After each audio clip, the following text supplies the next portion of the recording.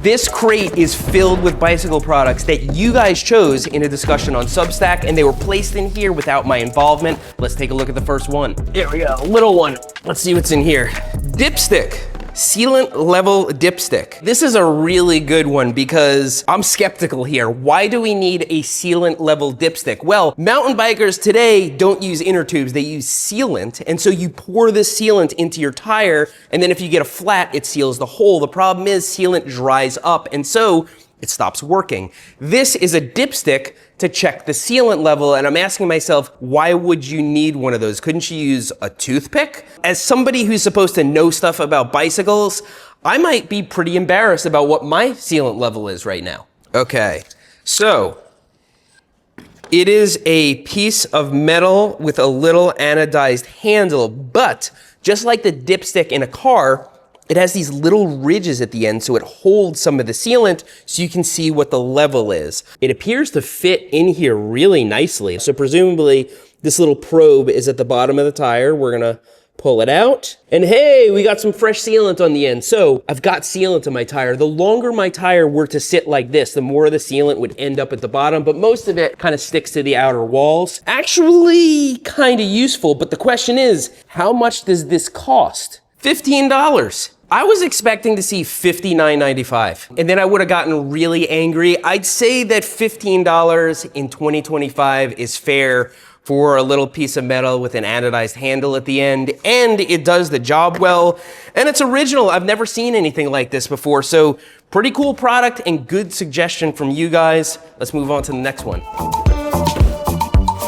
This is outbound lighting. This must be something new that I haven't seen from them. And this is called the Portal. I wonder if it's named after Portal Trail. I rode that in Moab. Very, very scary. Here's the mount. I like Outbound's mounts. Let's see what's different about this. Okay. I love how they use a GoPro mount for the light, or at this point, a universal action camera mount, because everybody has them and everybody has different connectors laying around. And so you can put it on your helmet where you normally put your action camera, you can put it on your handlebars, you have the adapters for everything. Nice and bright, wouldn't expect anything less. I'm kind of an Outbound lights fanboy. I have several of them. This looks like it's a size in between their handlebar light and their helmet light. See, this is the handlebar light. It's like huge, and this lights up everything. And then this is the spotlight that goes in your helmet. When night riding, especially out in the woods on a mountain bike, 2 lights is 1 light and 1 light is no light, because if one of the lights stops working or it runs out of battery, you're out in the middle of the woods in the dark. And you kind of want 2 lights because it eliminates shadows. You put 1 big light at the front and then you put 1 on your helmet, and it kind of shines down from 2 different angles. Kind of nice to have an in-between size, especially if you're going on a longer ride and you want a bigger battery. The runtime on this seems to be really good. We can't really test these very well in this video because it's morning, but cool to see a new light from Outbound, the Portal light. I'm definitely gonna try it. All right, we're gonna have to dig into this thing at some, yeah, why don't we dig into this thing? What is this big one? What do we got here? 10-gallon tailgate shower. I am not testing that. Yeah, we're gonna check this thing out, but in sub-zero temperatures, I ain't taking a shower for you guys. No way, look at this. It's a tailgate pad that has a shower? This is to wash your bike. Holy crap, we gotta test this thing. This is sick. You guys know what's up. Okay, this thing fits amazing. I'd say the cash pad is more premium, but this thing has a really innovative buckle solution. These hooks here are covered in rubber like a trunk bike rack, and it hooks onto the end of the tailgate. You tighten it down, and then you tighten the other side. It's really one of the easiest installs I've ever seen. And then you have these covers here for your backup camera area in case you have a bike over here. I would probably leave them off, but let's get to the part everybody's waiting for. Okay, let's see here. So we open up this guy. Yeah, sure enough. Okay, so you have a hose here. Doesn't work, it needs power, so they give you multiple cables. One of them can plug into the power port, the cigarette lighter, and the other one goes right into hitch power. So it's getting power from like the daytime running lamp, so you gotta make sure that your lights are actually turned on if you have it plugged in here. Okay, I heard something back here. Oh, I could wash a bike with this. Oh yeah, look at that. You can wash off your own vehicle. Black tailgate pad out in the sun. You take a hot shower when you're done with your ride. What does this pump actually look like? Okay, it's this little guy right here. 1 gallon per minute pump. Looks a little bit like a well pump. A big bladder back here. We barely put a dent at all in our 10 gallons over here. I am so freaking using this thing. I wonder how a bicycle fits here though, with this bladder in the way. Yeah, if you're trying to fit a bike in here on the right when this is full, not ideal. I'd say if I'm shuttling a bunch of bicycles, I'm leaving this empty, and then, I don't know, we're gonna have to use the hose at home. But if I'm going by myself with this full, I'm putting the bike on that end where there's nothing blocking it. I don't know how many products videos we've done at this point. This has gotta go down in at least like my top 3. This is so sick. But how much does it cost? 10-gallon rinse kit tailgate shower, $400. That's pretty freaking fair. This is a nice tailgate pad that fits really well. Multiple $100 tailgate pads are a thing. You don't have to spend that much, but this thing is a lot more advanced. You have this rinse kit and everything. I think it's kind of fair. So I'd say as an actual tailgate pad, because of all this stuff in the way, it doesn't score very high. It's okay, but as an innovative product, this goes in my tops. This is amazing. How are you gonna make me take this off of my truck? Wow, I would hate to be the product that follows that tailgate pad, and it is this one. Loud Bicycle, Loud Mini. Why do I think this is a horn? I don't know how a horn is going to follow that tailgate pad. Let's see what we got here. What is this? You've got to be kidding me. I see a GoPro 2-prong mount over here. This appears to be a handlebar mount or a seat post mount or something. Mini USB, I haven't seen that since like 1998. So does this have a battery inside of it? How do you even trigger it? Oh, okay.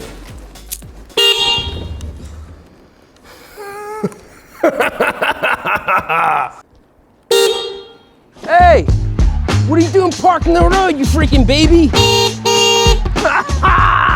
It sounds just like a car horn, but it's not like speakers playing a car horn noise. It's like legit car horn.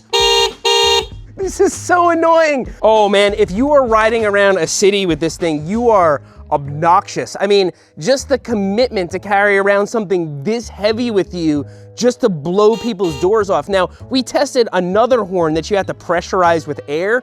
This thing you just charge. You don't have to carry around a pump or anything like that. You can mount it to the bike itself. You can mount it up on the handlebars, and then they give you a little mount for this button. And so you could, in theory, use it like built into the bike. But like this, if you're gonna be annoying, just go full on. In terms of theatrics, this definitely can follow that tailgate pad. I don't know about in terms of like usefulness, but I gotta know what this thing costs. 179 bucks. I mean, I don't know what I expected it was gonna cost. It's really loud, it's substantial. Who's gonna pay 180 bucks to have a car horn on their bicycle? Somebody who's really committed to being annoying. But I gotta say, if you're trying to alert people of your presence and tell them to get the heck out of your way, this is pretty good. I could see that going on a pedicab or something like that in New York City. In terms of whoever chose this as a product for me to review in the video, great job. I think it's kind of dumb, but does what it says, quality product. It's out there for someone. So if there's one thing I've learned thus far, it's that we have to get the Substack audience more involved going forwards. You guys seem to get it. I'm not looking for like a set of handlebars that's 3 grams lighter than last year's model. Pink bike, they actually know about bike parts. I don't know anything. And so I'm better off with whatever something like this is. How are we gonna follow the tailgate pad and the bike horn and the Sealant dipstick? This is gonna have to be something boring.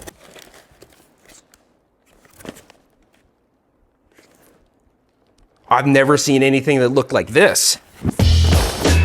What even is this? Am I gonna have to ruin a pair of my shoes? So it's a set of rubber pedals that are made to be used with shoes that have spikes in them. Why would you want that? Well, most mountain bike pedals, if you're using flat pedals, have these spikes in them. And if your foot slips off the pedal, those spikes go straight into your shin or your knee and you bleed a lot. This is a nice soft rubber pedal, and then the spikes go in your shoe, and your shoe can't go into your shin because it can't, it's physics. Okay, so they give you a set of studs that you can rivet into your shoes. I wasn't prepared to ruin a set of shoes today. or enhance them depending on how you're looking at it. But this isn't the only thing they give you. They give you an SPD kit. So actually you can take shoes that allow you to clip in and change the cleat out for a little spiky thing. Let's try it. Oh! I've got to read the instructions, and hopefully it's going to become obvious why they make everything explode when you take it out of the box instead of having the pins in this thing so you can put it on the bottom of the shoe and have pins. Why do I have to do all this? Okay, I think I get it now. This isn't as bad as I thought. You just drop the pins in like so, and then the little orange plastic cover goes over it, and then it bolts to the shoe. And I suppose having them kind of loose in there provides a little bit of compliance, like the pin can push up a little bit.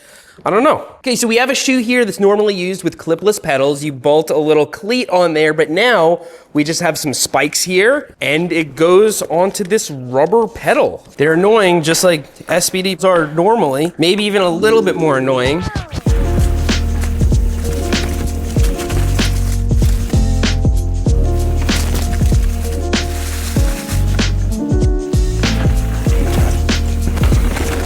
All right.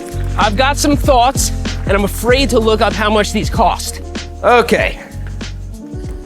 So, I'm not sure how to feel about these things. First of all, these work. The grip is superb. It's great. It should be. You have spikes in your shoes going into the pedals. I did accidentally slip and hit my shin when I was getting on and off the bike, and they didn't really hurt that bad. And so it is safer. You're gonna come away with an ice pack instead of stitches. But the SPD solution is actually worse and more annoying than having an SPD clip. Like when you're walking around on concrete or on rock or something like that, it really grinds in. And I can imagine if you retrofitted a pair of shoes with these spikes by riveting them in, it takes away all the advantages of having flat pedals, because the whole point of flat pedals is you don't have to wear crazy shoes with clips in them. Also, to me, there are two big advantages to being clipped in. One is that you can adjust the cleat and have your shoe in the perfect spot. On these, it doesn't even do what the MagPeds do, which is sort of snap it into the right position. And then aside from that, how much do these even cost? I'm actually really, really surprised. I was expecting these were like $300 or something like that, because every time we see a product like this, it's crazy. $69. Okay, the cleats are another $50, and then the shoe kit is another $40. So you're out about $100 to buy into this, depending on what route you go. I gotta say, pretty good here. Let's examine the pedal. So the pedal itself has a real stiff bearing. The body appears to be made of nylon, and the rubber is really heavy duty. Like, it's built well. It's heavy. How much does it weigh? 301 grams. Let's take this set of Crank Brothers stamps. 178 grams. These are heavy, heavy pedals. But even if they were lightweight, I just can't see replacing my cleats with these or retrofitting a set of shoes. These are for someone, but not for me. The main thing is safety, and I have to say, they nailed it. These are really, really safe. And so, if safety is #1 priority, these are gonna be your pedals, but if not, I'd rather go with something simpler and lighter. Wow, it's one of the most interesting product videos I've ever had the privilege of shooting. Let's see what else we got here. Hope this isn't fragile. Wompy bags.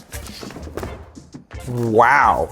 This is custom. Somebody actually submitted a logo and everything and had this made. So this is my titanium hardtail, which has a custom paint job. And you can see they matched it pretty good. It looks like they got the size pretty good too. I think I recall Dan asking me for the geometry of this bike, and he took a photo of it. I didn't question anything about it because it just seemed like routine stuff. Maybe he's doing an article. Let's install this bag. So this may seem like an insanely labor-intensive way to install a bag.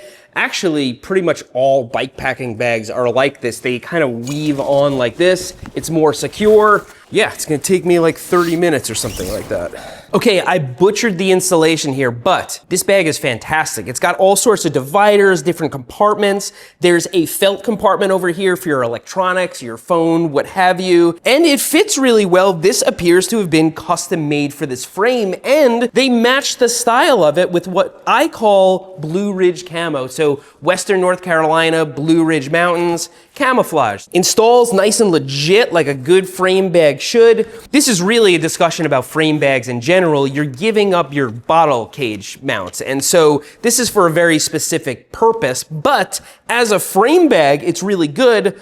What does it cost?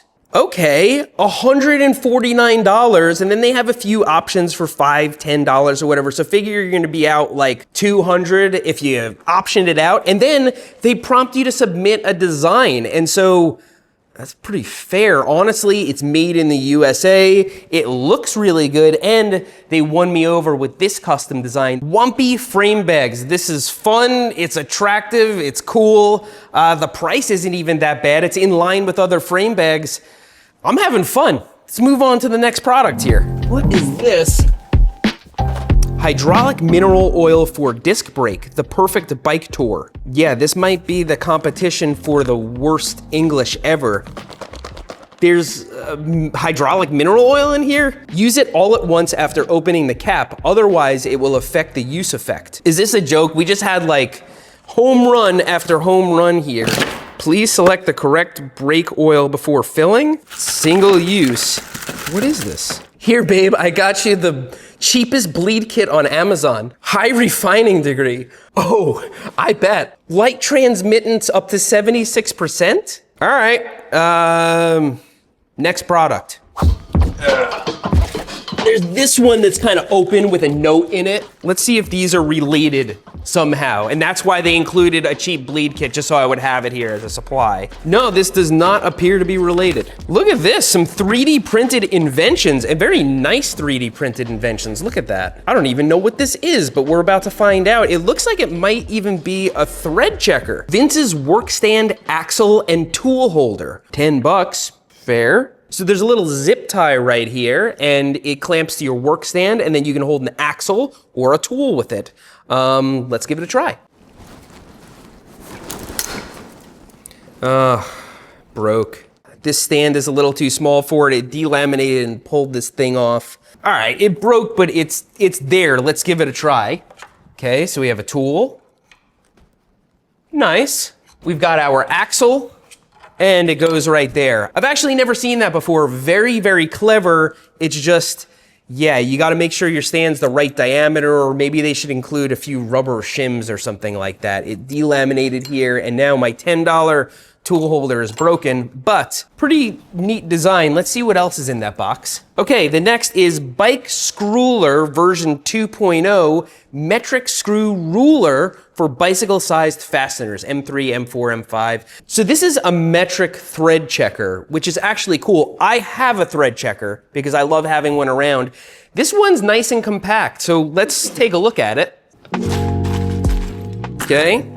This, I believe, is an M6. Yes, fits right into the 6 right over there. And then thread pitch on the back here, so 1.25. Perfect. Cool little thread checker. I don't know, if you're dealing with metric nuts and bolts, I feel like you can tell just by looking at it. Like, I correctly identified this as an M6, but still cool. This is great for a travel tool bag or something because it's really small and compact. Nice design. Let's see what else we have here. Bike disc brake piston spreader. So it's a nice plastic wedge that's not gonna damage your brake pads or your pistons or anything like that. And yeah, let's try it over here. So perfect, we got the front wheel out of the bike here. If I squeeze this front brake, oh no, now we can't get the front wheel back in because the brake pads are squeezed together. So now we can use this spreader to spread them apart. This is kind of great. There's a hole for your thumb here. It's nice and big so you won't lose it. I have other piston spreaders that are like really small and get lost. Spreads them nice and evenly. Let's see if the front wheel goes back in. Yep. Oh, look, we got our axle in the holder over here. That's a good place for it. Yep. Super cool. And these are $6 each. Nice fair price. You're never gonna believe what the next thing is, a sealant dipstick. Now these are like almost disposable. They look like coffee stirrers. It says it's $4. I mean, it looks like it would do the job. Let's give it a test. Not again. Yeah, what can I say? It's a sealant dipstick. I would rather spend a little more and get this one though. Say what you will about a little stick that costs $15, but archaeologists are gonna find this. This thing is gonna crumble. What I love about 3D printing is it allows for rapid prototyping and it allows people at home to bring their ideas to life. And so I think this is cool. I especially love the pad spreader and the little thread checker. Pretty cool stuff. Let's see what else we have in this box. Okay. Phone Soap 3 UV sanitizer and charger. How is this a bike product? It's almost like they got this specifically for my wife. Yeah, my wife has all sorts of germophobia.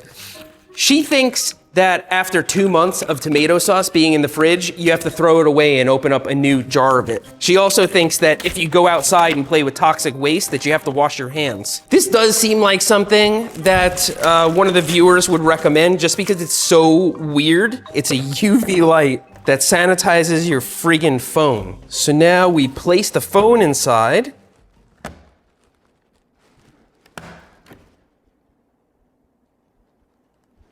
How do I know if it's working? Is this supposed to light up? Ooh, it did. And then, oh, these are outputs over here. So while it's in there, you can plug in USB, charge your phone while it is being sanitized. Okay, so let's wait 10 minutes. The light just turned off, so it does give you an indication. Let's take a look here. Oh, it's sanitized. Okay, so now I'm gonna lick my phone and in a couple of days, I'll let you know if I get sick. So my subscribers got this for you. So now you open it up and these are UV lights and now you put your phone on it and close it up and after 10 minutes your phone's sanitized. Ah, I like it. And then you can run a cable from here into here and actually charge the phone, which, you know, doesn't do anything for sanitizing. Why did they get this for me? Because you're a germaphobe. My phone's always clean, I'm always Lysoling it, so really they got it for you so I don't tell you to wipe down your phone anymore. What does this thing cost? It has all the indicators of something that's insanely expensive. It's got really nice documentation and everything. I gotta know. I can't even guess. $69.95? You know, that's kind of about what I figured. I've seen enough. Phone soap. I'm not a clean your things and sanitize type of person. I never washed my hands once in my life until I met my wife. And I still only wash my hands just to placate her. Those are the most interesting products I've ever reviewed in a video, so thank you to my audience on Substack for coming up with those. We did this by asking my communications manager, the editor for Substack, to make a post about it. And so Dan wrote, hey, give me your product suggestions, and I guess he figured it all out. I purposely stayed out of it. He came over one day and dumped it all into this crate. And so if you want us to do this again, let me know. Tell me whether you liked it better or worse than our normal product review videos. And you can join our Substack for free. And then on the paid tier, you get videos a little bit early, along with an article that gives additional context behind them. I hope you enjoyed this video. I hope you learned something. And if you didn't, I hope you at least found it entertaining. Thanks for riding with me today, and I'll see you next time.